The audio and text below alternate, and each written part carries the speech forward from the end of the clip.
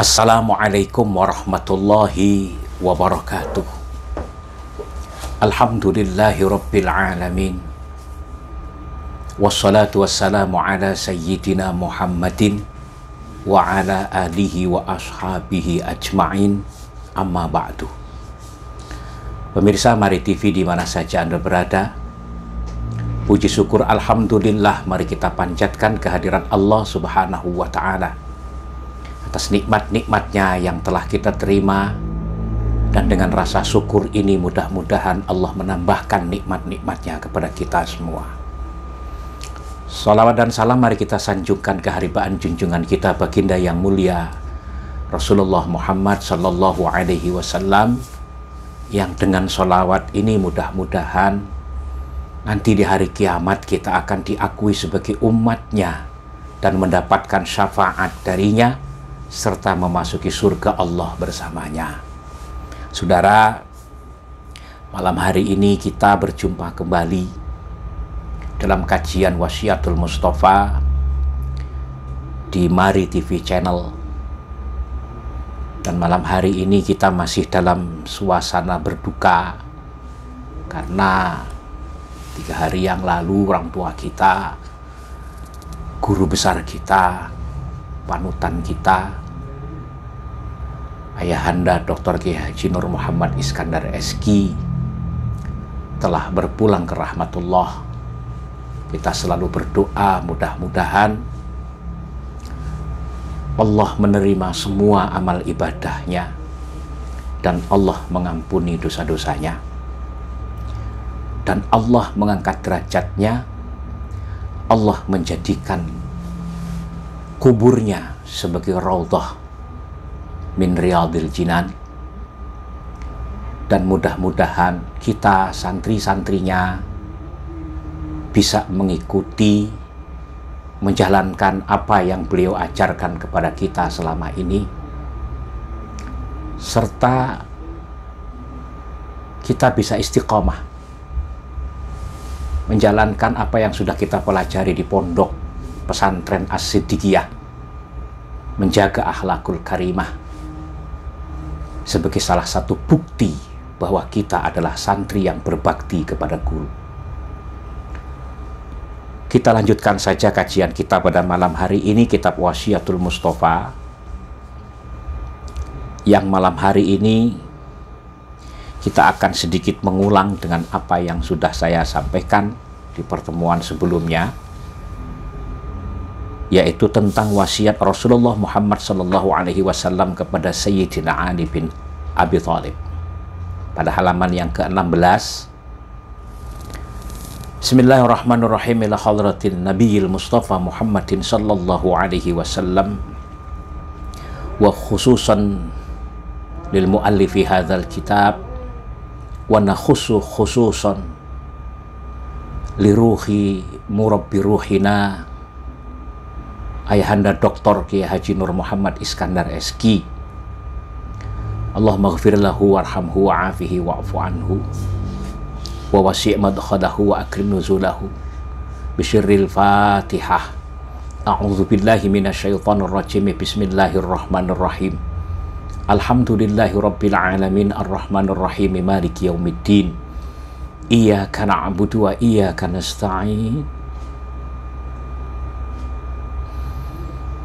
Ihdinas siratal mustaqim, siratal ladzina an'amta 'alaihim ghairil maghdubi 'alaihim waladdallin.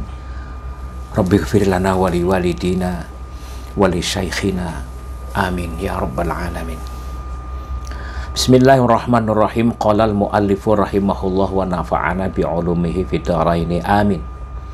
Ya Ali, wahai Ali, lil akili, bagi orang yang cerdas itu salasu alamatin, ada 3 tanda. Al isti'anatu bid dunya, al isti'anatu bid dunya, yang pertama tandanya orang yang cerdas itu isti'anah bid dunya, menjadikan dunia sebagai lantaran. Alal akhirati, atas akhirat. Jadi orang yang cerdas itu tidak menjadikan dunia sebagai tujuan utama. Orang yang cerdas itu tetap mencari dunia, tetapi dunia yang dia cari itu hanya sebatas wasilah untuk tercapainya tujuan akhirat. Karena tujuannya akhirat, maka dalam mencari dunia harus ngelihat rambu-rambu, batasan-batasan, kapan kita harus menghindari, kapan kita harus meraih. Karena tujuannya akhirat, maka carilah dunia dengan cara yang dihalalkan, yang akan bisa kita bawa sampai alam akhirat nanti. Orang yang cerdas mencari dunia itu tidak asal mencari, tidak lalu menghalalkan segala cara. Karena kalau sampai kita mencari dunia ini dengan cara yang haram, maka di akhirat nanti tidak bisa menyelamatkan kita, justru akan menjerumuskan kita ke neraka. Wa na'udzubillahi min dzalik. Jadi orang yang cerdas itu alamatnya yang pertama adalah menjadikan dunia bukan tujuan utama. Dunia itu hanya mazra'atul akhirat. Dunia itu hanyalah tempat kita bercocok tanam, yang panennya nanti akan kita tuai di akhirat. Wahtimalul jafa, jadi bukan hafa ya, sekali lagi ini tulisannya salah karena nggak ada titiknya. Wahtimalul jafa, dan mengendalikan emosi, amarah. Kalau orang yang cerdas itu hidup ini, hiduplah dengan ramah tamah, bukan hidup dengan marah-marah. Filosofi hidup itu seperti orang di jalan raya itu loh. Saya tadi itu dalam perjalanan menuju kemari, ketika di depan kendaraan di depan saya tiba-tiba memelankan laju kendaraannya, lalu saya di belakangnya, saya ngerem kendaraan saya, tapi orang di belakang saya nggak sabar, dia langsung hajar karena dia pikir ini orang bukannya jalan malah berhenti. Begitu dia lanjutkan dengan kecepatan tinggi, tiba-tiba ternyata di depan itu ada mobil dari arah yang berlawanan sedang belok kanan, nyebrang jalur di tempat saya berjalan. Karena dia marah-marah, akhirnya dia nabrak mobil yang sedang belok tadi. Akhirnya kecelakaan dan timbulnya masalah. Jadi orang yang cerdas itu orang yang ihtimalul jafa. Hidupnya mendahulukan ramah tamah, bukan mengumbar emosi. Orang yang cerdas harus bisa mengendalikan emosinya. Wasabru ala syada'idi, dan orang yang cerdas itu adalah orang yang sabar terhadap beratnya ujian. Kenapa kok sampai ala syada'id? Kalau cuma ujiannya sepele, kalau ujiannya ringan, itu belum bisa dikategorikan sabar yang sesungguhnya. Tapi kalau sudah menghadapi ujian yang sangat berat, yang kadang-kadang menurut ukuran kita nggak sanggup kita menghadapi ujian tersebut, tapi kita mampu mengendalikan ujian tersebut, mampu bersabar menerima ujian tersebut, maka orang yang cerdas adalah orang yang bisa mengendalikan beratnya ujian. Kenapa kok cerdas? Artinya kita sabar pun ujian itu tetap kita hadapi. Kita nggak sabar pun tetap kita rasakan. Sementara kalau sabar menghadapi ujian yang berat, pahalanya tanpa batas. Kalau kita nggak sabar, sudah kita menerima beratnya ujian, tapi kita juga tidak dapat pahala. Kenapa? Karena nggak sabar. Nah, orang yang cerdas lebih memilih bersabar dengan beratnya ujian yang kita hadapi. Karena dengan bersabar, kita bisa akan melewati ujian tersebut dan mendapatkan pahala yang tanpa batas karena kesabaran kita. Walil alimi, dan bermula bagi orang yang alim itu salasu alamatin, ada 3 tanda. Itu sidqul kalami. Sidqul kalami bermula yang pertama itu jujurnya perkataan. Ya, orang alim itu ciri-cirinya harus bisa tetap jujur dalam berkata. Imma bil lisan wa imma bil kitabah. Jujur dalam ucapan lisannya, jujur dalam kata-kata yang dia tulis. Jujur juga dalam meng-share, membagikan berita yang dia terima. Kalau orang alim masih seperti kelakuannya orang-orang yang nggak punya ilmu, maka nggak bisa dikategorikan sebagai orang alim. Dapat berita dari mana tanpa cross-check, tanpa tabayun, langsung share. Bikin status di media sosial, memaki orang, menjustis orang, padahal dia belum pernah tabayun. Akhirnya menimbulkan keserahan umat. Ketika umat resah gara-gara perbuatan orang tersebut, maka orang tersebut belum bisa terkategorikan sebagai orang alim yang sesungguhnya. Wajtinabul harami, dan yang nomor 3, tanda orang yang alim itu mampu menjauhi perkara yang haram. Kalau orang awam melakukan sebuah perbuatan dosa, maka dosanya sekadar apa yang dia lakukan. Kalau orang awam nyolong ayam, maka dosanya nyolong ayam. Tapi kalau orang alim nyolong ayam, maka dia berdosa dan dia juga menanggung dosa orang yang mengikutinya tanpa mengurangi dosanya orang yang berbuat. Kenapa? Karena ditiru oleh orang lain. Jadi orang alim harus lebih mampu menjauhi perkara yang haram. Wattawadu'u, dan tawadu. Orang itu kalau alim, semakin dia alim semakin tawadu. Karena prinsip santri itu seperti buah padi, seperti pohon padi. Pohon padi itu kalau baru ditanam kemudian tumbuh, itu nyerodoknya nggak karu-karuan.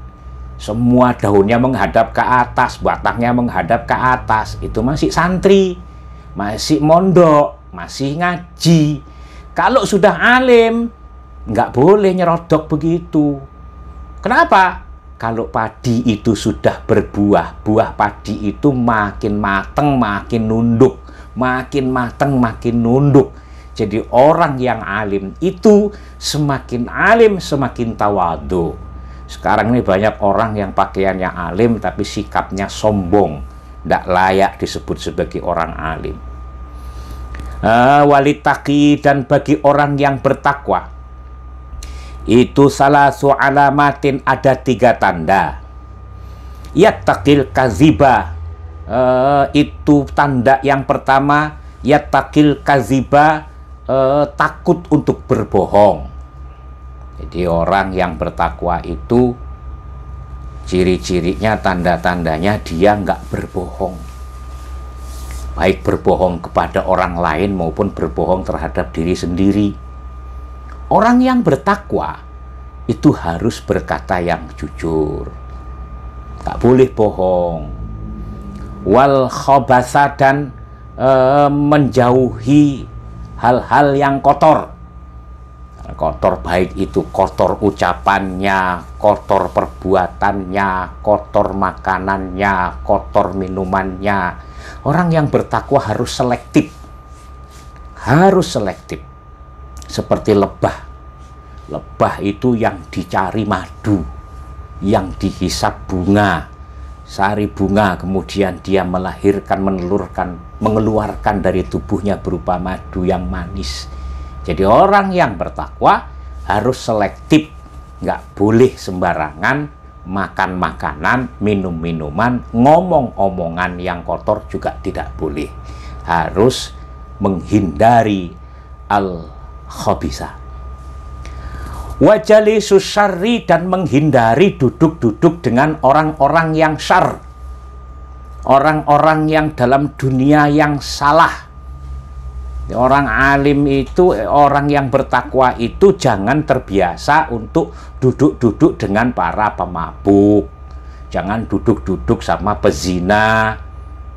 boleh jadi ada beberapa orang yang berani duduk di diskotik, ada beberapa orang yang berani duduk di tempat judi, padahal dia seorang ulama. Itu kalau ulamanya memang yakin bahwa dia bisa menjaga dirinya, tidak akan terpengaruh dengan teman-temannya. Bila perlu dia bisa mempengaruhi orang-orang yang ada di sekelilingnya. Tapi tidak semua orang mampu. Tidak sedikit orang yang baik-baik gara-gara bergaul dengan penjudi ikut judi. Tidak sedikit orang baik-baik gara-gara kumpul dengan pezina ikut zina. Karena itu orang yang bertakwa harus menghindari duduk dengan orang-orang yang salah, orang-orang yang ahlul ma'asyi. Wa yad'u satrul halali mukhafata ayyaqa'a fil haram.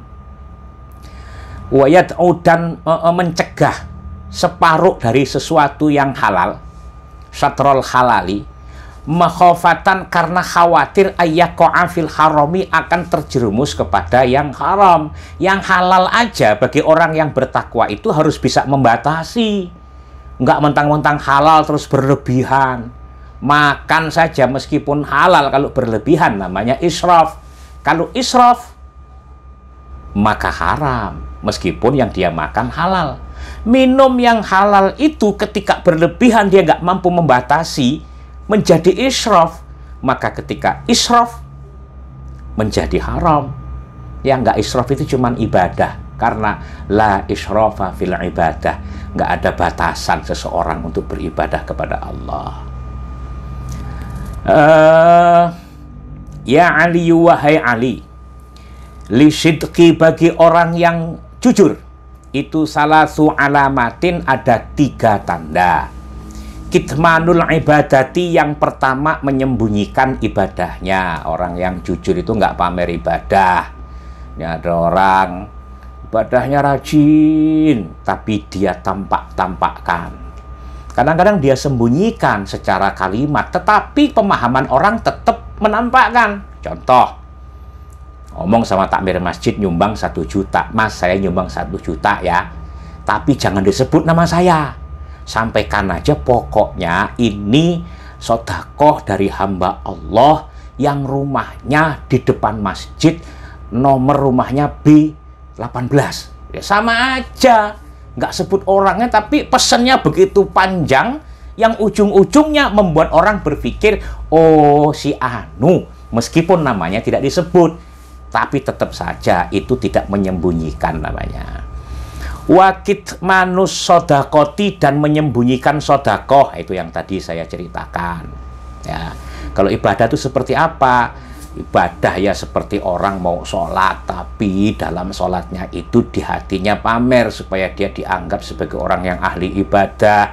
Padahal intinya dia kepengen diketahui oleh Pak Haji yang rumahnya dekat masjid itu, karena Pak Haji punya anak perawan. Jadi ibadahnya ditunjukkan supaya Pak Haji mau ngambil dia sebagai menantu. Itu namanya riya. Wakitsmanul maksiati, dan menyembunyikan maksiat. Maksudnya kalau orang pernah maksiat dan dia sebagai orang yang jujur, bukan berarti lalu dia menceritakan bahwa dia, oh dulu gua pernah, gua tiap malam gua mabuk di diskotik, gua bawa di diskotik, gua pakai perempuan. Cerita tentang masalah yang pernah dia lakukan yang merupakan maksiat, itu bukan jujur. Justru jangan engkau bongkar kemaksiatan-kemaksiatanmu yang pernah kau lakukan. Kalau kau ceritakan berarti kau bangga dengan apa yang pernah kamu lakukan. Padahal belum tentu yang pernah kamu lakukan itu dijamin telah diampuni oleh Allah.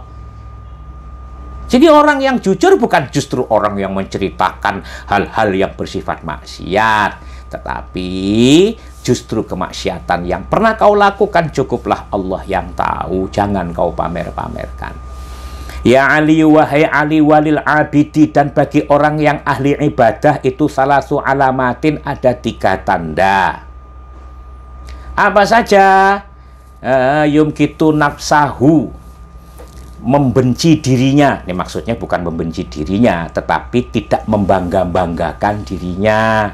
Itu baru ada orang yang merasa dirinya ahli ibadah, merasa dirinya udah haji 7 kali, merasa dirinya yang membangun ini, bangun itu. Tapi lalu dia bangga dengan dirinya sendiri. Kadang-kadang malah sum'ah, heran, mengagumi dirinya sendiri. Nggak boleh. Justru kalau ahli ibadah itu menekan dirinya ketika di hatinya ada terlintas pikiran pengen memamerkan bahwa dirinya sudah pernah haji 7 kali. Dia benci dengan dirinya. Kenapa?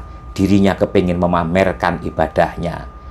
Jadi membenci di sini maksudnya yumkitu nafsahu, membenci dirinya sendiri ini maksudnya supaya tidak menganggap dirinya sendiri orang yang hebat, orang yang ahli ibadah, orang yang ahli sodakoh. Orang yang ahli ibadah itu justru orang yang tidak menganggap dirinya lebih suci, tidak menganggap dirinya lebih ahli ibadah, tidak menganggap dirinya lebih ahli dalam hal sedekah dan hal-hal yang bersifat kebaikan. Itu tidak dia kagumi dalam dirinya meskipun dia melakukan hal itu. Wayu hasibuha, dan orang yang ahli ibadah itu senang introspeksi terhadap dirinya. Senang terhadap introspeksi terhadap dirinya, tidak membangga-banggakan tapi introspeksi, lebih banyak maksiatnya apa lebih banyak ibadahnya. Wa yutilul qiyama baina yadayillahi, dan orang yang ahli ibadah itu orang yang paling banyak, paling panjang berdirinya. Maksudnya menjalankan sholat malamnya, menjalankan kewajiban sholatnya. Ahli ibadah itu lebih lama sholatnya. Itu. Wali solihi, dan bagi orang yang soleh itu salasu alamatin, ada 3 tanda. Yuslihu bainallahi wa bainahu bil amali soleh. Yang pertama, tanda orang yang soleh itu selalu memperbaiki hubungan dirinya dengan Allah bil amali soleh, dengan amal yang soleh. Wa yuslihu dinahu bil amali wa yuslihu dinahu, dan memperbaiki agamanya bil amali, dengan banyak beramal. Wa yardolin nasi ma yardolin nafsihi, dan ridho terhadap orang lain apa yang dia ridho terhadap dirinya sendiri. Itu baru yang disebut dengan orang soleh. Jangan orang soleh itu hanya untuk dirinya sendiri. Dirinya sehat, yang lain sakit, bodo amat. Dirinya kaya, yang lain miskin, bodo amat. Dirinya makan, yang lain nggak makan, bodo amat. Itu bukan orang yang soleh. Orang yang soleh itu ketika dirinya makan, dia juga berpikir tetanggaku makan apa tidak. Itu orang yang soleh. Ya aliyu walis sa'idi wallahu a'lam bissawab. Sampai sini dulu, kita lanjutkan pada pertemuan yang akan datang. Mudah-mudahan bermanfaat. Kurang lebihnya saya mohon maaf. Wallahul muwafiq ila aqwamit thoriq. Wassalamualaikum warahmatullahi wabarakatuh.